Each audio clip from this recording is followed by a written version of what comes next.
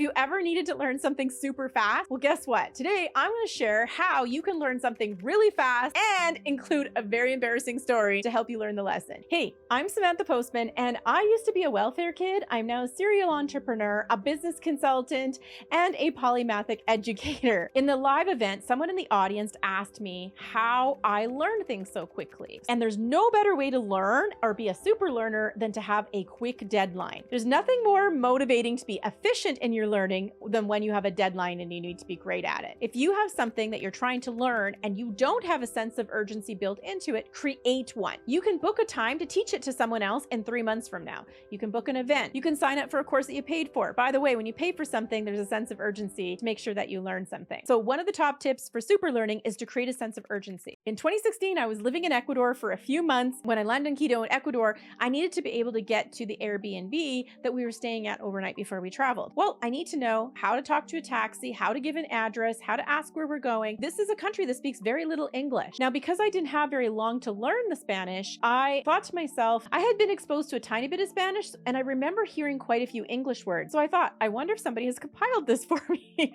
So I literally Googled it and typed out, what is similar in Spanish and English. I found this really cool Spanish program called Synergy Spanish. He offers this free PDF, and it had 1,000 words that are similar in Spanish and in English. They're called English cognates. For example, words that have a TY on the end in English turn into a DAD in Spanish. So the word university becomes universidad. Well, there's 1,000 of these kinds of words, so that gives you a lot of confidence. Here's the thing about super learning. The faster you can get confidence, the more you're going to learn. It's sort of like compounding interest.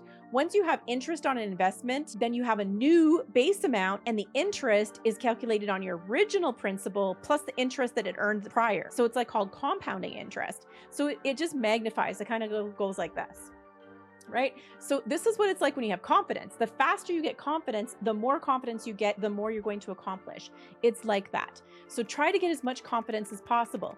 A lot of people will try to learn their weaknesses first. That's not what you should do. You should solidify and get more confident in what you do know. Then I thought to myself, I took some French in school. Je sais de peu de français. I know a little French. I used to be able to read and write in French. So then I Googled what's similar between Spanish and French.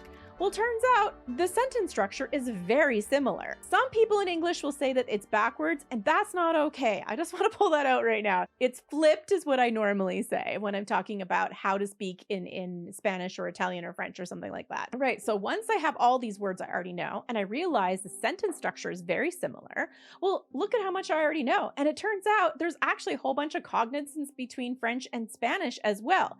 Like, for example, the word simple. The word simple in English is very similar in other language, like simple, and the word difficult becomes difícil. So then I started to watch some videos in Spanish, and I realized that once I was cued into the sentence structure and the words between this French and the English that I already knew, I was able to pick up an enormous amount of Spanish, which really gave me a lot more confidence. I tried to put some sentences together. It didn't go very well. Apparently, it's a lot easier to hear another language and understand than it is to think up what to say. It's because we have to learn how to conjugate, come up with the different sentence structures. It's a lot more encompassing. In fact, two people can have a conversation in 2 different languages and get along fine. Then what I did is I created a list, the places and purposes I would need the Spanish. So here's the thing of super learning. When you create a purpose and you know you need it and it becomes essential, you have more drive to learn it and it sticks better. So in school, they would teach us animals. So cow, horse, pig. There's no connection. When am I ever going to use that when I'm traveling or speaking to anyone in Spanish? And there's no relevance. And when there's no relevance, it takes a lot longer. It probably took me a week or 2 weeks to learn all the animal names, but had I been learning what I needed to learn in order to survive, I would have learned it faster. What I just taught you was filling in the gaps. That's what super learners do. We first start out with what we know, what is transferable from any other knowledge that we have. It's also what I talk about with skill stacking. When you transfer knowledge in, you already have an advantage.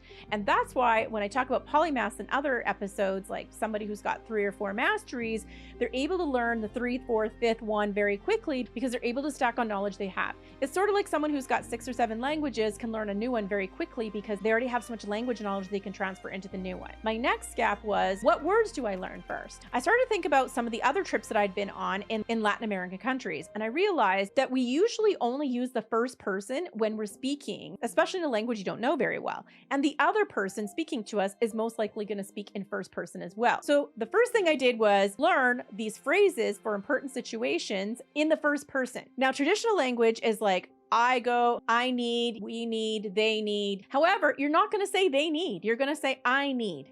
And you know what? Even if 3 of you are together, you can still get away with saying I need. So when you're learning, you learn the basic. Once we fill in the gaps, we have a lot of fun. It's an adventure. In the gaps is where you're going to be embarrassed. You're going to be a fool. You're going to say the wrong things. Here's what's interesting to me.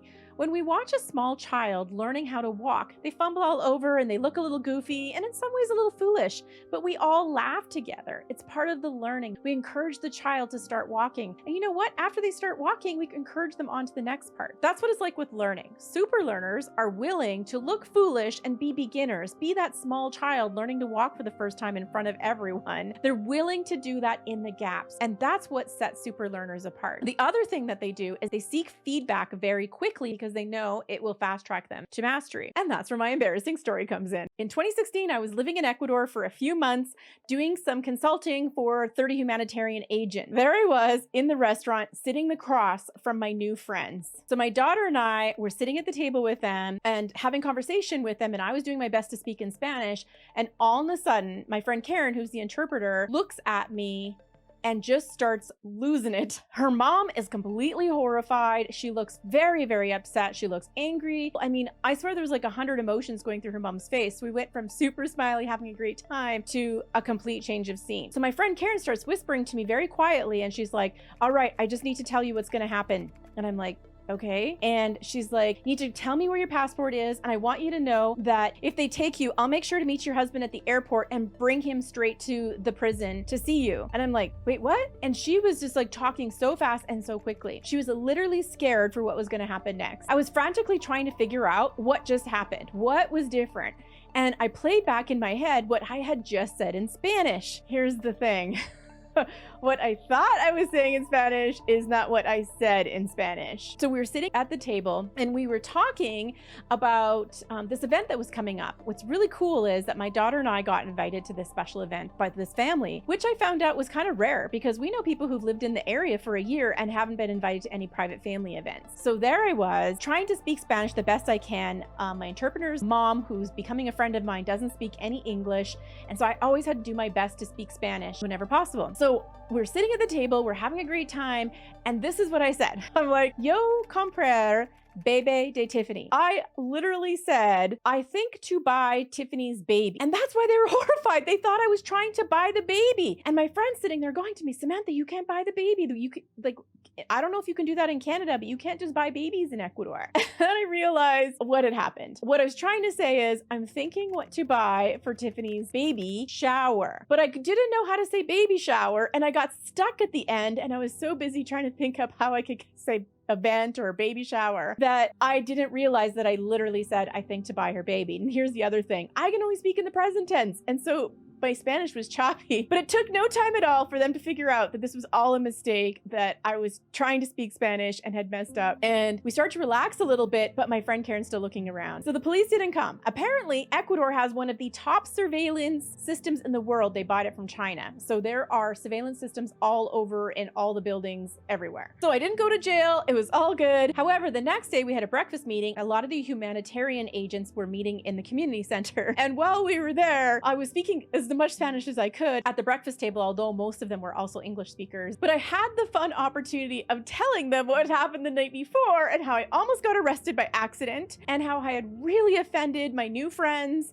but we also had a really good laugh about it. You know what was really fun after that? The whole breakfast was all stories about how when they had moved into the area and made other language mistakes, and some of them were a lot worse than mine. What it did is it created an extra bond between all of us, because when you live in another country, there's always this initiation period. Some of you are going to say, why would I learn Spanish? I learned Spanish because I needed it to live in a foreign country while I was consulting. However, what I didn't know is what I learned there would transfer into my business. So I'm going to tell you how my language learning was something I could skill stack for my consulting. I had a founder who had already beta tested her program for burnt out humanitarian agents. She knew that I had a background in living abroad and brought me in as a consultant. I looked through her website and her entire product offering. I recommended that she have someone bilingual go through all of her website and all of her course offerings and try to use as many English cognates as possible. She used the word easy a lot. In English, we have another word, simple. The word simple is a cognate for many languages. So I recommended that she goes through, change hard to difficult and easy to simple. Then I also had her go through the acronyms because acronyms are hard enough for English speakers, let alone someone whose first language isn't English. Because she was serving people who were burnt out, it was important to reduce any brain fatigue. I don't know about you, but when I'm speaking a language that's not my native one, I get tired. And if I'm tired, it's really hard to think of the words. This is just another example of skill stacking. I've talked about skill stacking in a couple of my other videos, so you can catch those at the end of this one. And we all know how much I like to talk about skill stacking because in the modern renaissance, skill stacking will future-proof you. All right, that's all the time we have for today. And let us know if you have any embarrassing stories to share or if you have a super learning tip. Otherwise, I might see you over on Twitter. Live boldly and live well, my friends. See you next time.